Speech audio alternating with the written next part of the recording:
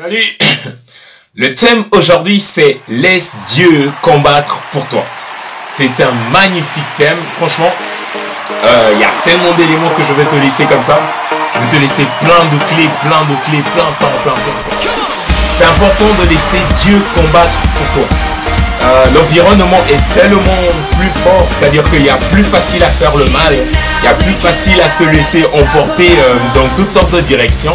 C'est-à-dire que c'est très facile, voilà, c'est très facile de faire ce que tu dois pas faire. Mais par contre, lorsque tu dis Seigneur, viens et combat pour moi, combat ce qui me surpasse, combat les choses, les géants qui sont devant moi, dans mes pensées, dans ma façon de voir les choses, que je ne peux pas, Seigneur, mais j'ai besoin de toi. Lorsque tu laisses Dieu l'opportunité de s'introduire dans ta vie, lorsque tu laisses à Dieu l'opportunité de s'incruster dans tes affaires, c'est que du bonheur. Donc le thème aujourd'hui c'est laisse Dieu combattre pour toi. Donc c'est le psaume 35 et je te laisse 3 points comme ça, comme d'habitude. Le premier point c'est un environnement hostile aux promesses de Dieu pour toi. C'est-à-dire que Dieu a une promesse pour chaque homme. C'est le projet de l'humanité, c'est que Dieu a des projets de paix et de bonheur pour chaque homme.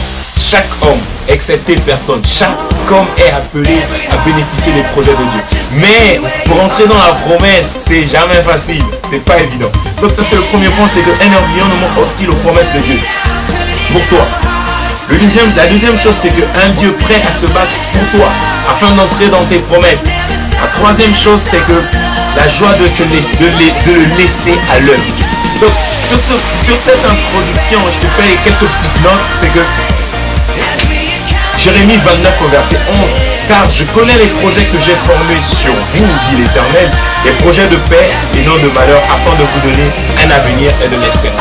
Ça veut dire que le projet pour l'humanité, pour Dieu, pour chaque homme, avec un grand H pour chaque homme, c'est des projets de paix, un avenir et de l'espérance, des projets de paix et non de malheur. Ça veut dire que dans le cœur de Dieu, c'est la volonté du projet de Dieu, c'est pas que l'homme puisse vivre dans le malheur. C'est clair, voici les projets que j'ai prévus pour toi, des projets de paix et non de malheur, afin de vous donner un avenir et de l'espérance. De toute l'histoire de l'humanité, le stratagème du diable, l'ennemi des hommes, c'est de faire que les hommes se fassent du mal entre eux.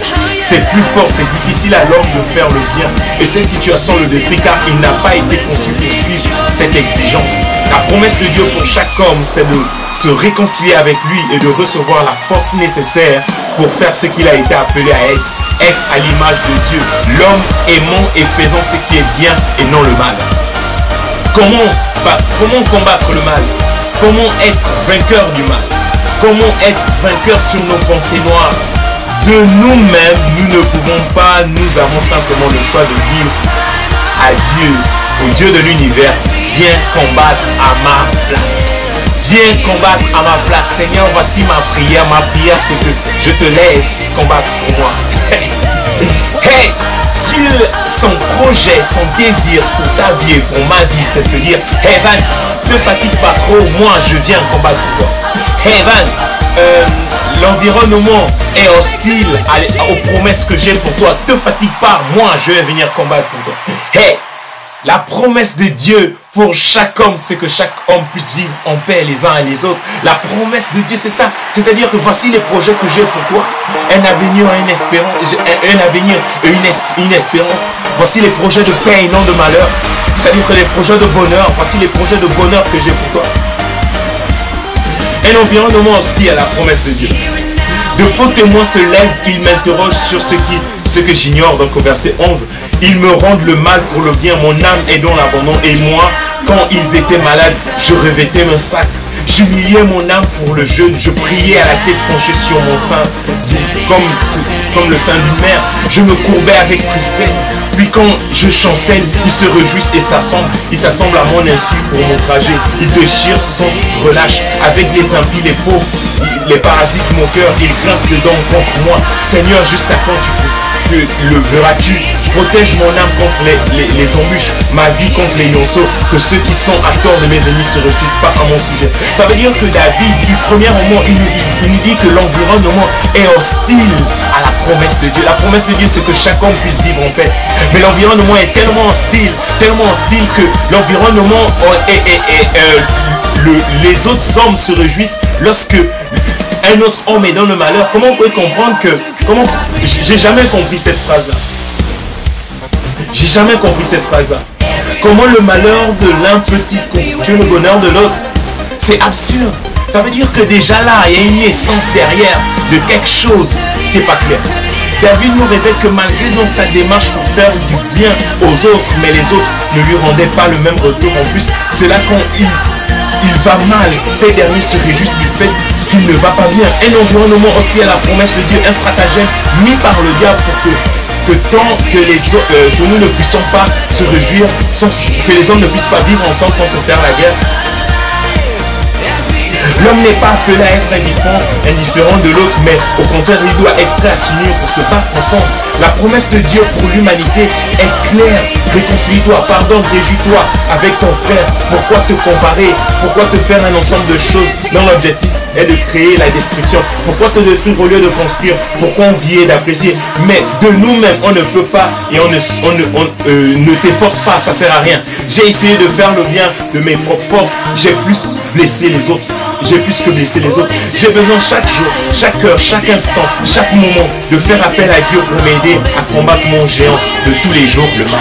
Le géant de tous les jours de l'homme, c'est de refuser de faire le mal et de faire le bien. C'est tout un défi de chaque jour. Et la promesse que nous avons, c'est que un Dieu prêt à se battre pour toi afin d'entrer dans tes promesses. C'est-à-dire que la promesse, c'est faire le bien. Mais Dieu vient nous aider dans ce projet. Donc le premier point, c'est de comprendre, c'est que l'environnement est hostile à la promesse de Dieu. Le deuxième point, c'est de comprendre, c'est que Dieu est prêt à se battre pour toi afin d'entrer dans tes promesses. Éternel, défends-moi contre mes adversaires. Combat ceux qui me combattent.